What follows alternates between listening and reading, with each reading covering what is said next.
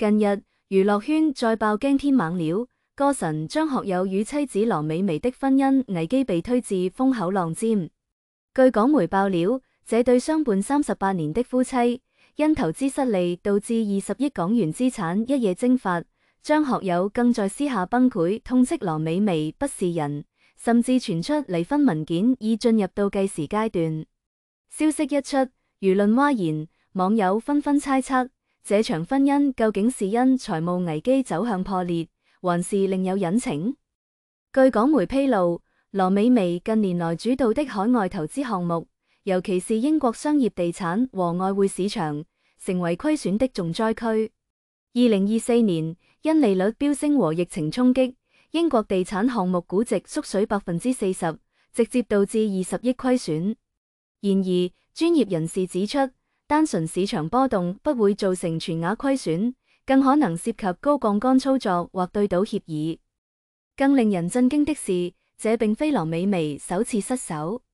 早在2008年，她因投資雷曼兄弟破產，虧損4000萬港幣。2017年，她轉至外匯市場，卻因疫情導致市場暴跌，再次血本無歸。知情人士透露，羅美薇的投資風格極為激進，常以翻倍收益為目標，甚至不惜抵押房產、加槓桿操作。張學友曾在採訪中坦言，家庭財政大權由妻子掌控，自己信任她的能力。然而，面對巨額虧損，他的信任顯然已崩塌。據傳，張學友在私下與友人聚會時，情緒失控，痛斥羅美薇，她根本不是人，害得全家傾家蕩產。這一言論雖未公開，但已在圈內引發軒然大波。為填補財務掘窿，張學友自2023年起開啟地獄級巡演模式，僅60家巡演，半年收入預估超5億，但若為還債，何必創下1000場演唱會紀錄？2025年3月，他宣布啟動連續5天的萬人演唱會，按單場2000萬港元收入計算，此舉可快速回籠1億現金流。然而，高強度演出也引發爭議，有粉絲發現部分場次存在降 key 假唱嫌疑。更令人唏噓的是，張學友在馬來西亞演唱會現場摔倒，短暫休息後仍堅持唱完全場。這一幕令工作人員無不動容，也引發網友質疑：63歲的歌神究竟是在為音樂而唱，還是在為債務而戰？張學友在廣州演唱會上公開澄清：我從小被教育別借錢，根本沒欠債。他自嘲理財孤寒粵語，論息衣櫃裏甚至留着20年前的舊衣，強調演唱會純粹出於熱愛。然而，這一說法並未平息輿論。畢竟，若非財務危機，何須在63歲高齡仍如此拼命？隨着財務危機升級，張學友與羅美薇的婚姻也亮起紅燈。據港媒報道，兩人已分居數月，離婚文件進入倒計時階段。更令人震驚的是，大女兒張瑤華曾公開怒斥母親堪比魔鬼，稱其投資虧損導致父親63歲還在賣命還債。羅美薇的潔癖問題也成為婚姻矛盾的導火索之一。據傳，張學友為迎合妻子對衛生的苛刻要求，短短3年內換了20多名傭人。這種近乎偏執的生活習慣，讓張學友倍感壓力。知情人士透露，兩人近年來爭吵不斷，甚至多次提及離婚。然而，面對離婚傳聞，張學友始終保持沉默。他曾在採訪中表示，婚姻是保護罩，在娛樂圈，愛情是奢侈品。這句話，如今看來更像是一種無奈的感慨。畢竟38年的婚姻，豈是說散就散？近日，一位自稱張學友友人的知情人士向港媒爆料，稱張學友在私下多次崩潰痛斥羅美薇，她根本不是人，害得全家傾家蕩產。該知情人透露，張學友近年來身心俱疲，不僅要應對財務危機，還要承受輿論壓力。他甚至一度考慮退出娛樂圈，但為了家庭和債務，不得不繼續堅持。這一爆料雖未得到證實，但已在圈內引發軒然大波。畢竟張學友一向以好好先生形象示人，如此激烈的言論實屬罕見。有網友猜測，這或許是張學友情緒失控的瞬間，也可能是婚姻危機升級的信號。羅美薇曾是80年代玉女掌門，婚後淡出娛樂圈，專注於家庭事務。然而，她的投資風格卻與玉女形象大相徑庭。據港媒披露，羅美薇自1996年婚後，從未涉足高風險投資領域，但近年來卻頻繁出手，甚至不惜抵押房產。更令人震驚的是，羅美薇的投資決策似乎並未與張學友充分溝通。據傳，張學友對妻子的投資行為並不知情，直到虧損曝光後才被迫面對現實。這種隱蔽人生，不僅讓張學友陷入財務危機，也讓婚姻關係岌岌可危。在輿論漩渦中，張學友的真實老去成為另一爭議焦點。63歲的他，舞台上的唱功依舊，但身體機能卻明顯衰退。有網友發現，他在演唱會中多次出現氣息不穩、高音吃力的情況。更令人唏噓的是，他因過度勞累在舞台上摔倒，卻仍堅持唱完全場。這種真實老去與郭富城的凍齡形象形成鮮明對比。58歲的郭富城通過造型創新維持年輕形象，淺價式西裝搭配淺色染髮，刻意模糊年齡感。而張學友則選擇接受自然衰老，這種差異背後是不同代際對衰老的認知差異。然而，無論選擇何種方式，張學友的真實老去都引發網友感慨：歌神老了，雙子也不行了。這種爭議不僅係對他身體的質疑，更是對他音樂生涯的擔憂。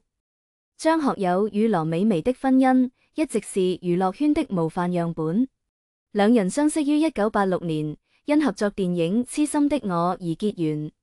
婚後，羅美薇淡出娛樂圈，專注於家庭事務，而張學友則將家庭財政大權交給妻子。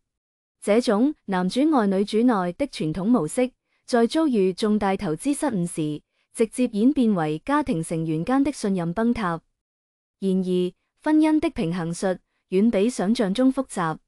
據傳，張學友曾因工作壓力與羅美薇發生爭吵，甚至一度考慮離婚，但最終他選擇了包容與理解。畢竟38年的婚姻，豈是說散就散？面對負面新聞，張學友選擇冷處理，除演唱會現場口頭澄清外，未通過工作室發布正式聲明。這種清者自清的態度，在碎片化傳播時代顯得格格不入。而郭富城則擅長溫情營銷，通過發布女兒照片等方式化解爭議。兩種策略反映了兩代藝人的媒介素養差異。張學友成長於報紙加電視的傳統媒體時代，習慣通過作品與觀眾溝通；而郭富城則適應社交媒體規則，懂得用生活化內容維持人氣。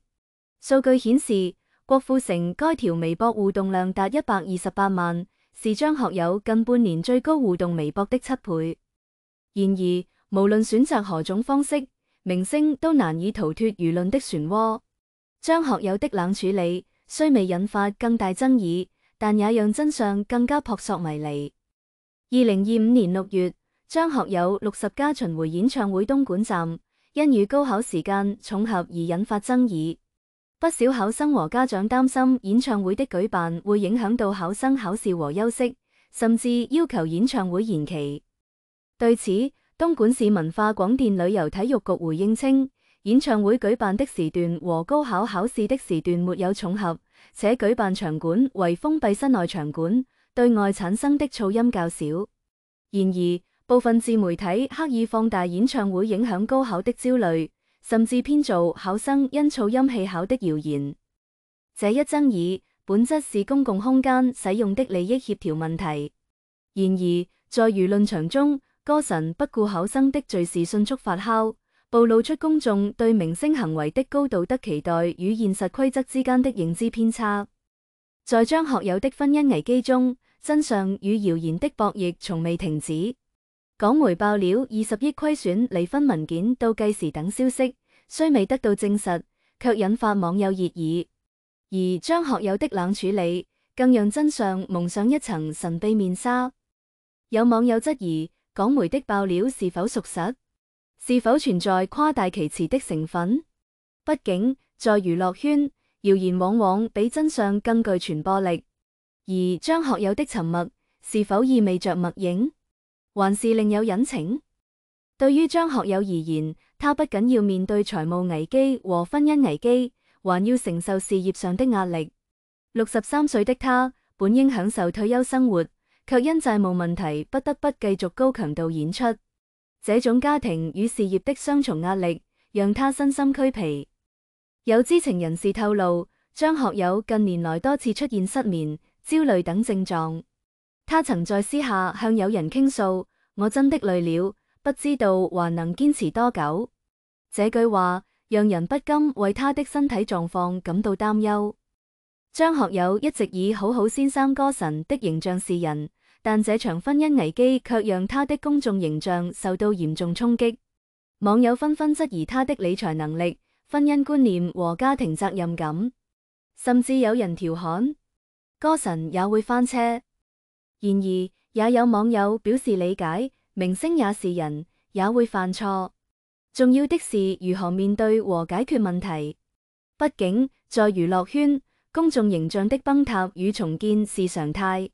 張學友能否通過實際行動挽回形象，仍需時間驗證。面對婚姻危機，張學友與羅美薇的未來走向充滿懸念。他們是否會選擇離婚，還是繼續維持婚姻關係？這取決於兩人的感情基礎、財務狀況和家庭責任。有婚姻專家分析，張學友與羅美薇的婚姻危機，本質是信任危機和溝通危機。若兩人能夠坦誠相待，共同面對問題，或許還有挽回的餘地。但若繼續逃避和指責，婚姻關係將岌岌可危。在這場婚姻危機中，張學友也在進行自我救贖。他通過高強度演出償還債務，試圖挽回家庭和事業。同時，他也在反思自己的行為和決策，努力尋找解決問題的辦法。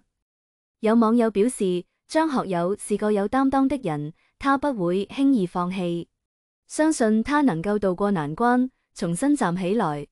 畢竟，在娛樂圈，張學友的堅韌和毅力是眾所周知的。張學友與羅美薇的婚姻危機，再次引發網友對娛樂圈婚姻魔咒的討論。為何娛樂圈的婚姻如此脆弱？為何明星夫妻容易走向破裂？有專家分析，娛樂圈的婚姻面臨諸多挑戰，工作壓力大、誘惑多、隱私曝光等，這些因素都可能導致婚姻關係緊張甚至破裂。而明星夫妻往往因為公眾關注度高，更容易成為輿論焦點。張學友與羅美薇的婚姻危機，不僅係娛樂圈的八卦新聞，更是對人性、財富和婚姻的深刻反思。在這場危機中，我們看到了明星光環背後的真實人生。他們既要承受市場波動的經濟風險，又需處理比常人更複雜的家庭關係。或許正如財經評論員所言，20億虧損對張學友家庭淨資產衝擊約30%，遠未到破產邊緣。但信任重建比財務重組更難。畢竟金錢可以衡量，但信任和感情卻無法用數字計算。在這場婚姻危機中，張學友與羅美薇的未來仍充滿懸念。但無論如何，我們都希望他們能找到屬於自己的幸福之路。畢竟人生如戲，全靠演技，但真實的生活卻需用心去經營。而對於我們普通人而言，這場危機也提醒我們珍惜眼前人，理性投資，用心經營婚姻和家庭。